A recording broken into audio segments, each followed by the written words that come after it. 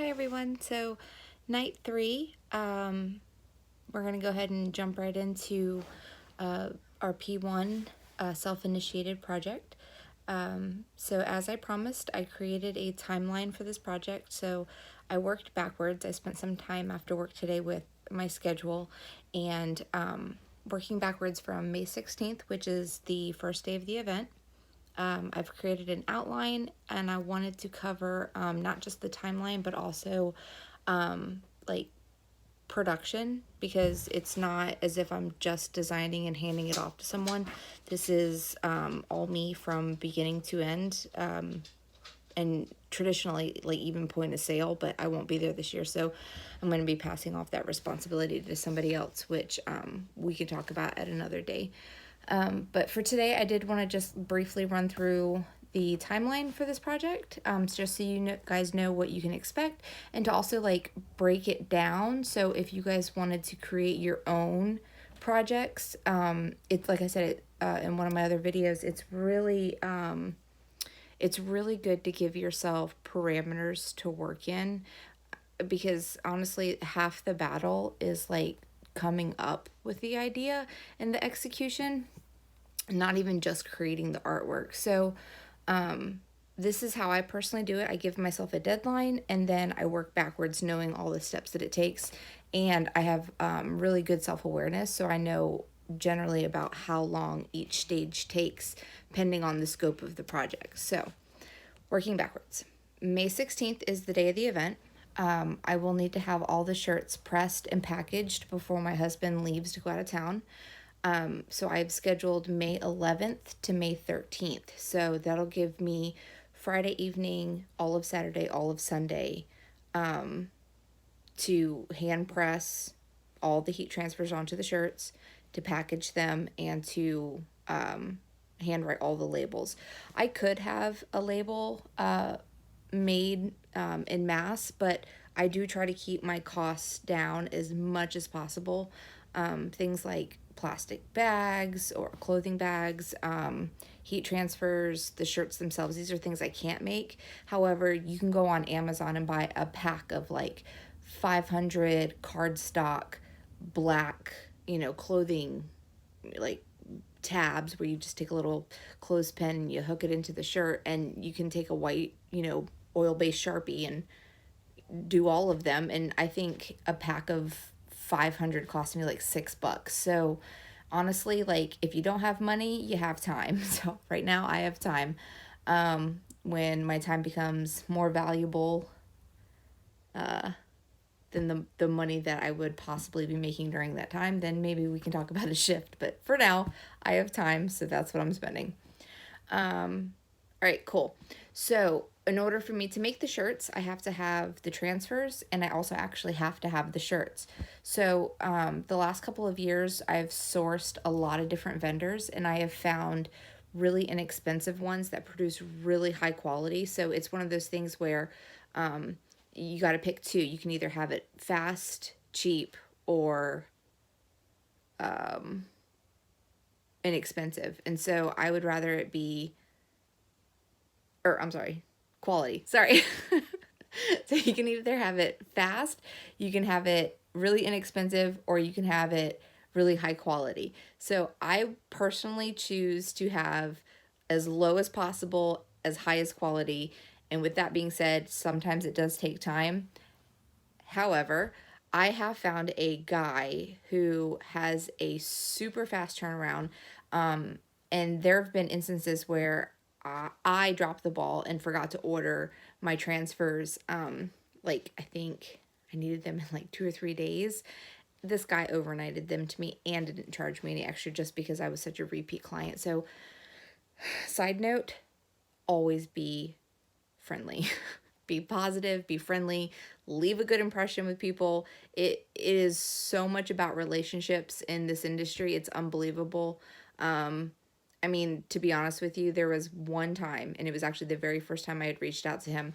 It was right before the holidays, and he was just at capacity. He couldn't take me on, but he sat there and he recommended a competitor, because he knew that I really needed to get this done. He's like, look, I hate to lose the business, but I want to help you out. So here's somebody else that I know does really great work. And he recommended a competitor. And because of that, I didn't go to his competitor. I waited until he was able to get my project in queue, and I've been with him ever since. So there's a lot to be said about putting someone else's needs before your own. And it's just, I recognize that kindred spirit in him. So I'm sure there probably is someone out there he's not local. I'm sure there's someone out there that's local that'll probably do it cheaper, but this guy has like made an impression on me, and so I'm gonna stick with him. So just a little side note. Anyway, so I have it scheduled to order the transfers and to also order the shirts on May 3rd. Now, my shirt guy, I found him on Amazon, but he also goes through an eBay website.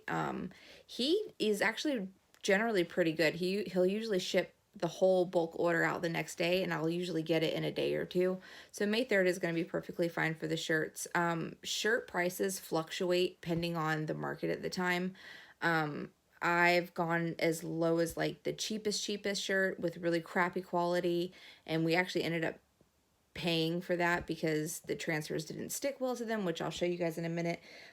So this last round we bumped it up to a higher quality shirt, which ended up costing me $2 more per shirt. So that's a pretty big jump.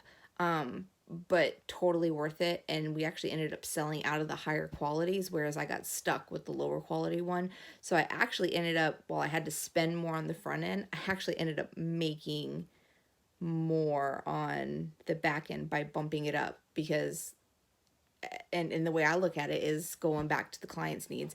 In the short term, buying the cheap shirts satisfied my needs, but in the long term, buying the higher quality shirts satisfied the customer's needs, and I saw a return on that. So that's just something to note. All right, so ordering shirts May 3rd. Before I can even order shirts, though, and this is something that I'm going to have to do sooner than later, it's one of those things that's not going to hinder the creation process, so I can go ahead and just keep with my timeline in terms of actually creating, but I need to run analytics.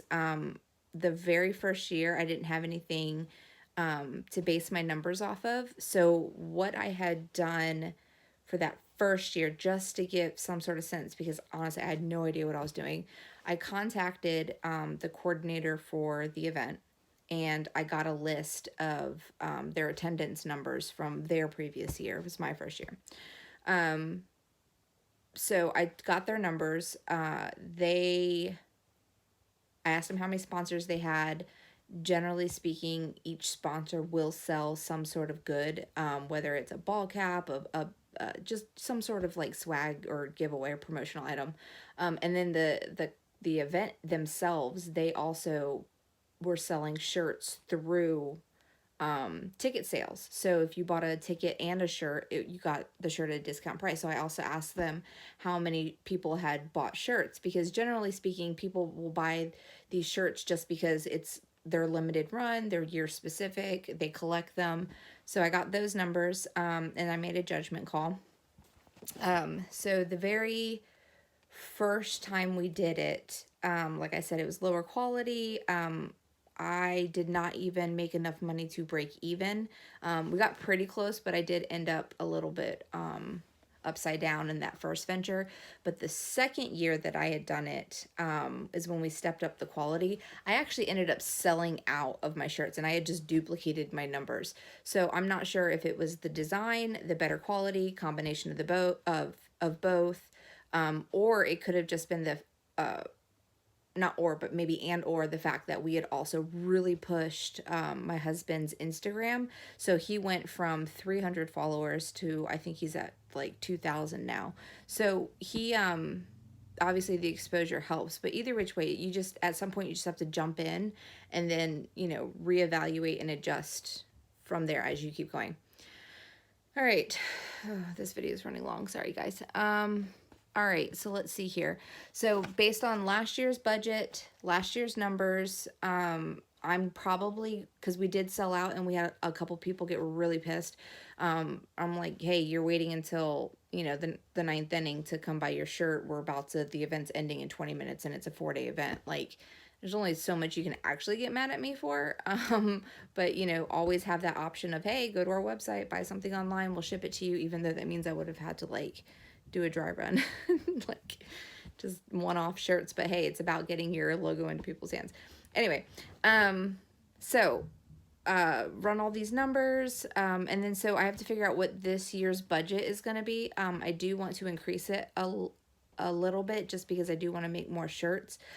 So how I will determine my budget is I'll start with what last year's budget was, put that aside, take the cost of the shirts, the transfers, and miscellaneous materials for this year. If I have extra materials from last year, obviously that's something I'm not going to have to buy this year, so that will be a factor in keeping my cost down.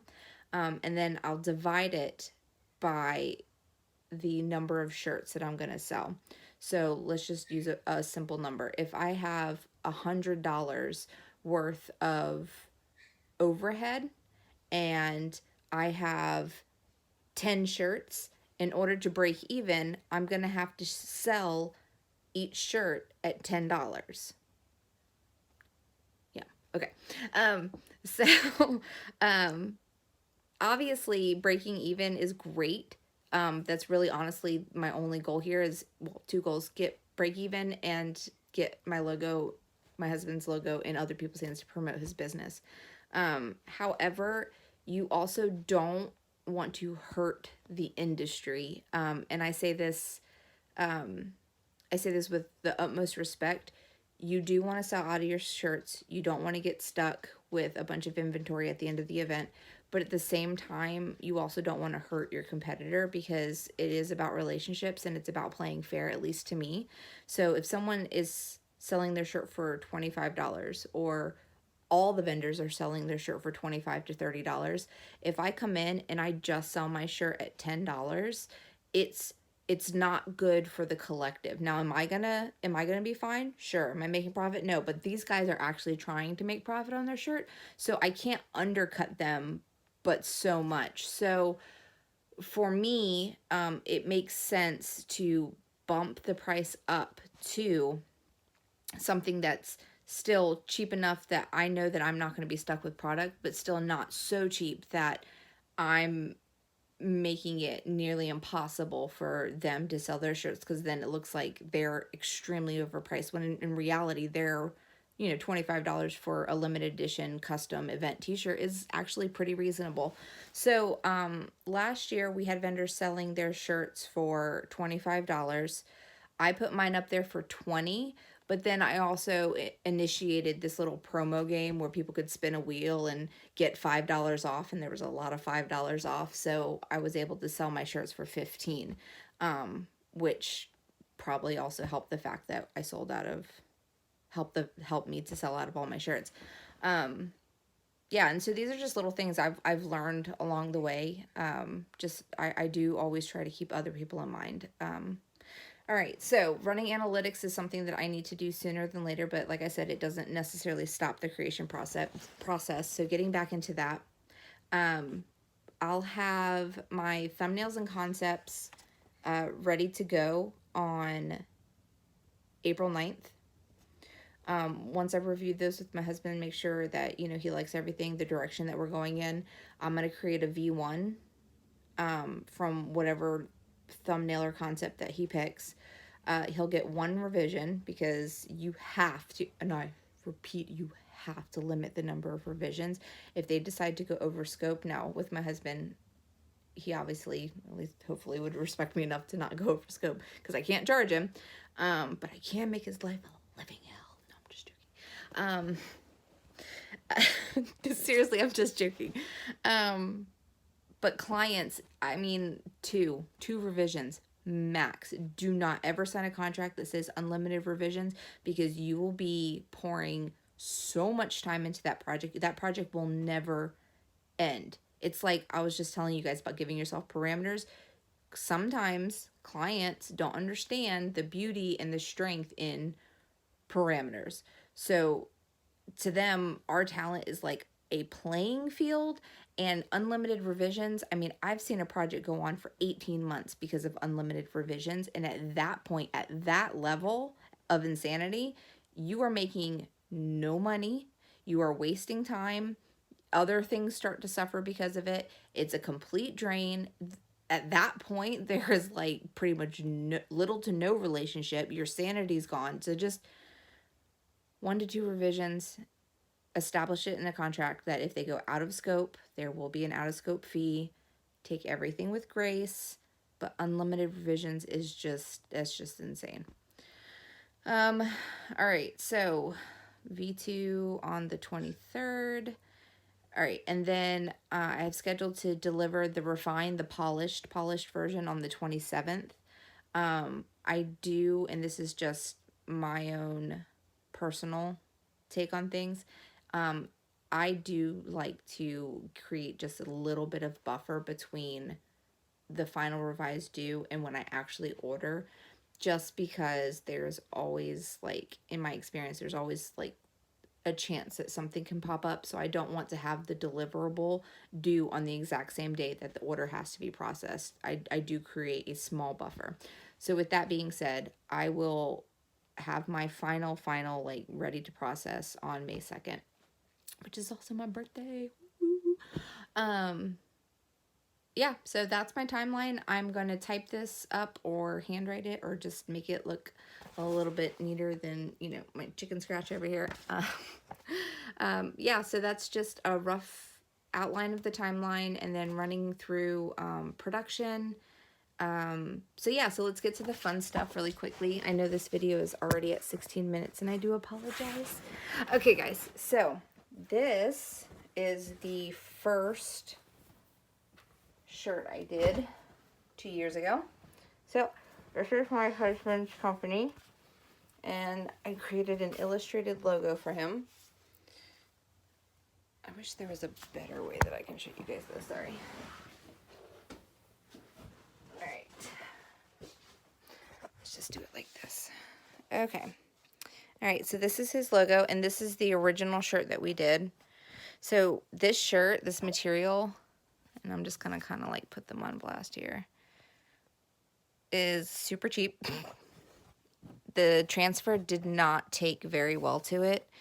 It like, you can actually feel the fibers, and this is like a heat transfer. This is so basically a heat transfer is they take a, it's like a silk screen, and they put it down on this transfer paper, and they screen press, they screen white ink onto the paper, and then they let it dry, and then they package it all up. And of course I'll show you guys all this once it comes in. And then basically you take a press, a shirt press, you put the shirt in there, you stamp it down real hard, real hot, and it's supposed to fuse to the fibers just like as if you were pulling ink through a screen. And this is just, it's just horrible. Anyway, so obviously this one didn't make the cut, which is why I still have it. Other ones came out fairly decent. There would be some lifting. It wasn't great. The fibers are very plasticky. Then we did our second run with a higher quality, and I don't know if you guys are familiar with Next Level, but I absolutely love this material. It's so like t-shirt soft, like those bed sheets. They're just so good, so comfy.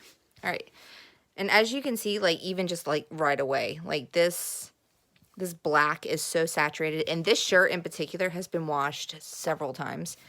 So the black stays nice and crisp. The white is very white. Everything pressed extremely evenly. All my lines, I mean, these are like teeny tiny lines. They're like super crisp. I'm very, very happy with this product. This is the shirt that we ended up selling out of. So we'll be doing another bulk order for that.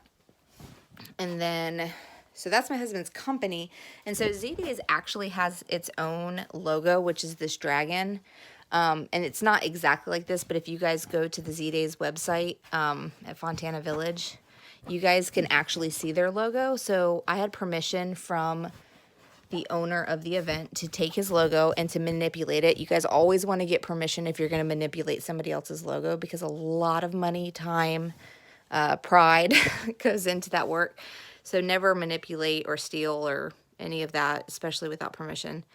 Yeah, so I took our logo, I took theirs. Theirs is actually like more, I had to manipulate it, obviously.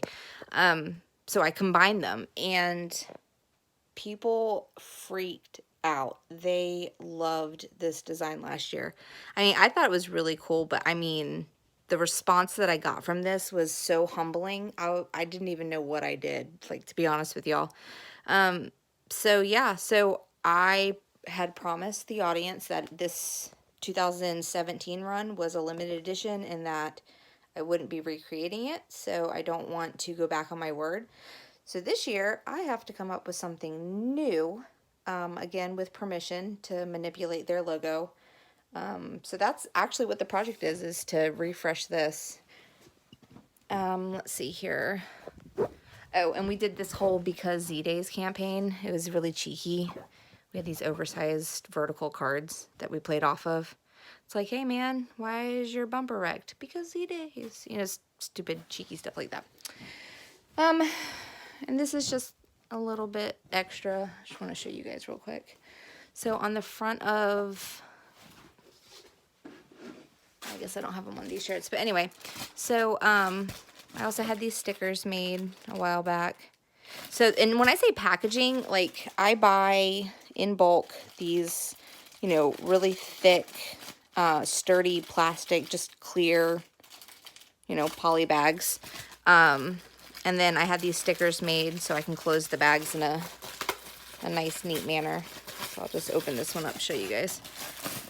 All right, so there's the bag. And you can buy them in bulk for like dollars, like hundreds for $1. So I had these made. I really liked these beanies when they came out.